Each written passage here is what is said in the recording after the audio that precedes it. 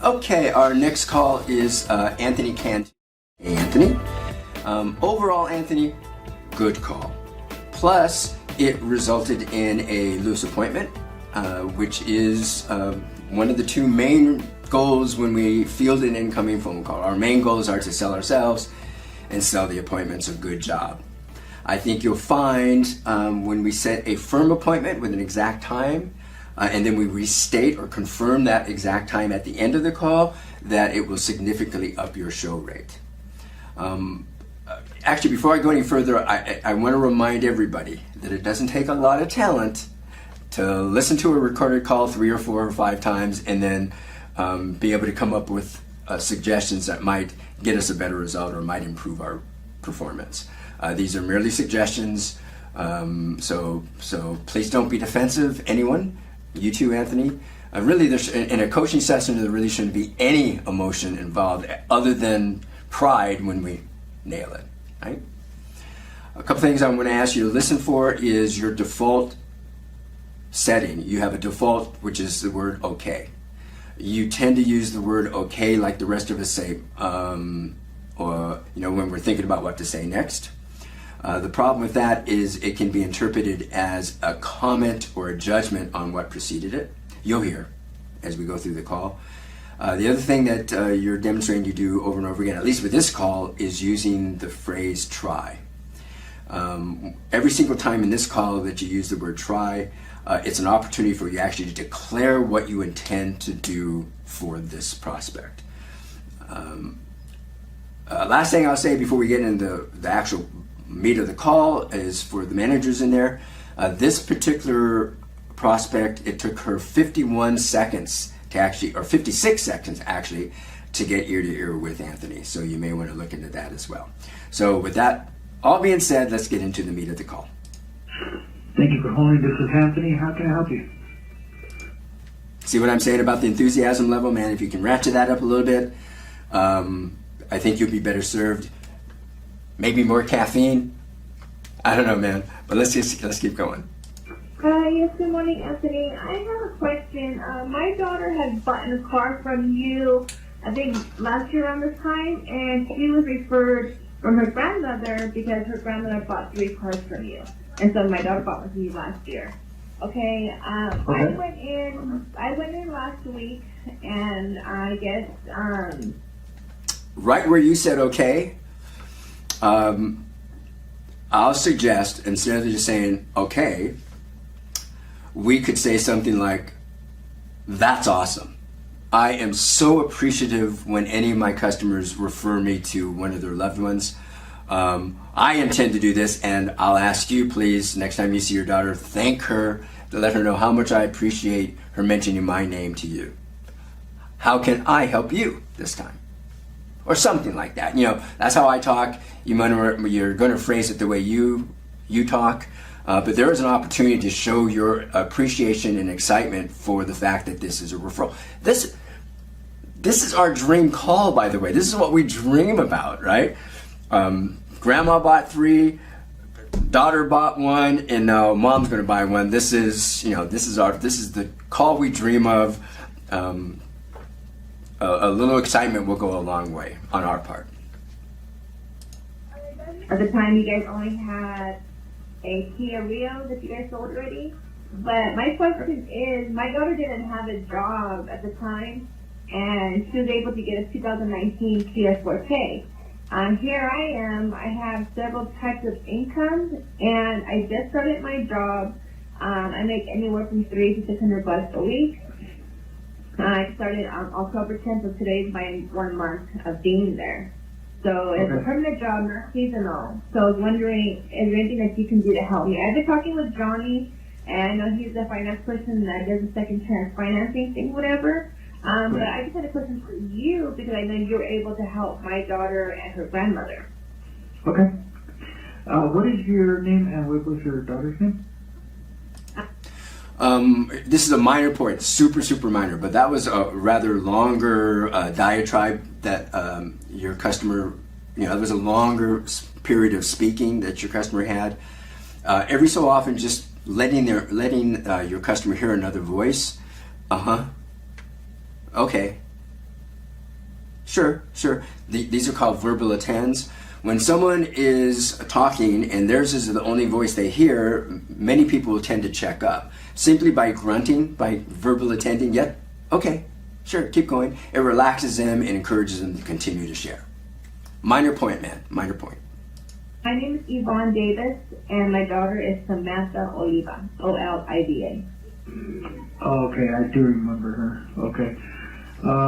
Yeah, I'm going to be here actually. Now, I'm going to beat this to death. Yeah, I do remember her. Could be said this way. Oh, yeah, I remember her. Awesome. Or I remember her. Fantastic. You know, just a little bit more appreciation, maybe.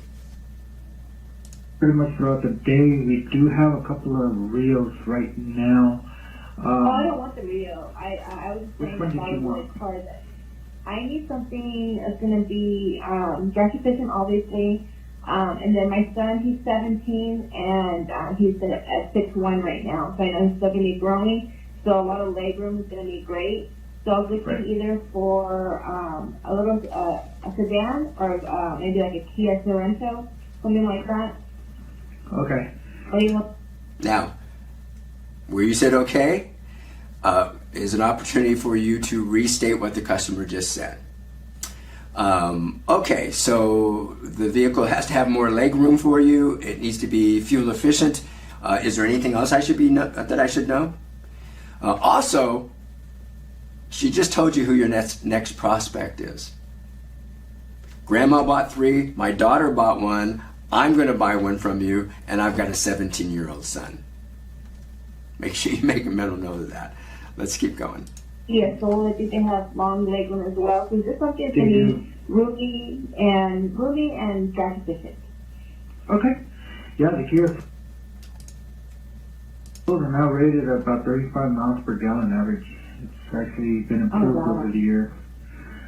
So I could try to help you with something like that. Are you guys going to have some time today? Maybe come by and take a look at some of the options? I'm confident I can help you with that. And here you go. You're swinging for the appointment. Good job. Here we go. Let's hear how it happens. Yeah, I get off to work at 4 o'clock today. Okay. Yeah, please ask for me. Now, instead of just saying okay, here's an opportunity for you to actually set a firm appointment. I get off at 4 o'clock today, and you heard her hesitate. Okay, well, I actually have a 5 o'clock slot available. Would that work for you, Yvonne? Again, as I said before, I think you'll find that having setting a firm appointment will up your show rate. Plus, it gives you a chance to actually be free for that customer when she comes in. I don't know about you, but in my world, the 5th in a line of referral opportunities, in my mind, is way more valuable than a fresh up that I might talk to. So, and it may not land that way for you, but here's an opportunity for you to build your private practice, man. I'd be pumped. I'm going to be here. Ask for Anthony Cantu when you come on in. And I do have other choices in case the soul doesn't work out. I also have them pre-owned as well. Okay, awesome. Great job. For the rest of us, what Anthony just did was we're at the outset of this transaction, and he just opened up options. At the very beginning of any of our transactions, we want to either introduce the selection switch early, or at the very least open up options so we have the greatest chance of satisfying their needs, at least at the beginning. Once they get here, we'll start to narrow our choices as the transaction proceeds. Good job, Anthony. Would you be able to talk to Johnny? He has all my information. I sent him over all my income information, my last 2 check stubs that I got. So I don't know if I can give you my phone number, you can text me any questions, and I can, work with you throughout the day until I get off to work. Maybe you can work some things between now and then. Okay, hold on, let me jot down your... Now again, instead of just saying okay, here's an opportunity for you. It was important enough for Yvonne to mention that to you. Instead of saying okay, another thing we could have said was, that's fantastic. I'm so happy that you got a lot of this preliminary work done with Johnny. It's going to save us a lot of time. or yes, I'd be happy to touch base with Johnny. I'm so glad we got a lot of this prelim work done ahead of time. I will touch base with Johnny to see if he'll need anything else. Thank you for doing that, or something like that, right? But again, just confirming that it's important to you as well, just like it was important enough for her to mention to you. Let's keep going. The number real quick. Give me 1 second. Okay. Well, thank you. Because Johnny doesn't come until about 10 o'clock, so I'm going to try to see if I can touch bases with him. No, you're going to get in touch with him. Not try, you're going to do it. All right, what is your phone number? 559.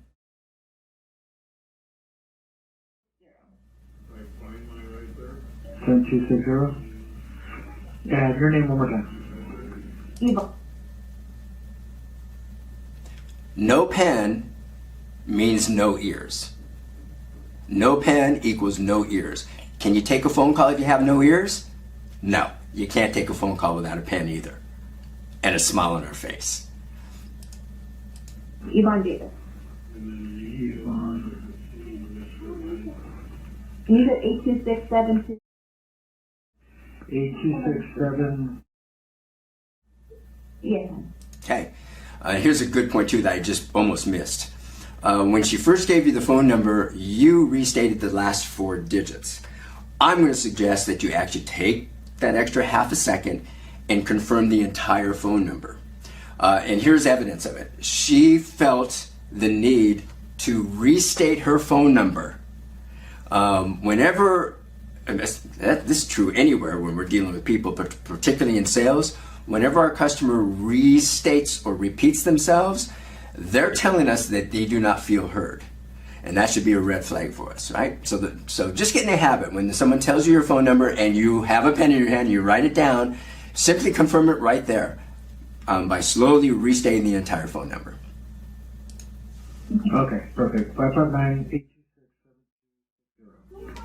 Just like that. All right, perfect. Okay, Yvonne. Johnny should be coming in roughly around 10 o'clock. I'll touch bases with him and see what paperwork we have already in progress, and I'll try to get you the best outcome possible for you to have you out.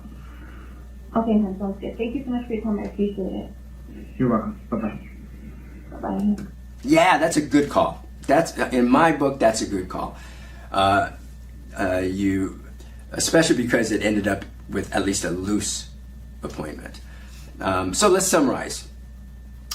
If at all possible, let's up our enthusiasm level and our appreciation when the customer tells us that I come from a family that you've already helped in the past, right?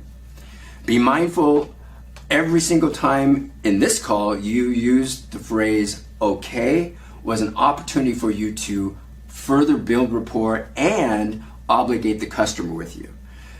So think of, at the very least, get in the habit, Anthony, of substituting the word "okay" with summarizing what you just heard from your customer.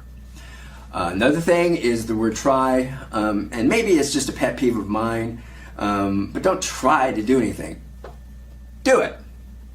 I intend to do this for you. The more conviction, the more confidence you have, the more likely the customer is going to have confidence in you. Whenever you hear the phone number, restate it completely to confirm that the phone number is correct. You also may want to, because you've written it down, you also may want to misstate one of the digits just to see if the customer gave you the right number. Now, you're not going to have to do this, obviously, because this is a call party. But something you may want to do every so often when it's a fresh phone call, that isn't a call party, a repeat referral, someone asking for you based on your marketing, is simply miss a digit to see if they actually gave you the right number or get them to correct themselves. And then towards the tail end of the call, you already did do a summary. It's a good idea to, at the end of the phone call, summarize what you've already established. So when we get together at 5 o'clock, I'll have already spoken with Johnny, and at that point I'll know if I'll be able to tell you if we need anything else as far as Johnny's concerned, and then we will make sure that we boom, boom, boom, boom, right? And you're just confirming the appointment by restating what you actually are going to do for your prospect. Overall, Johnny, good call. I'd be really surprised if Yvonne didn't actually purchase something from you that evening.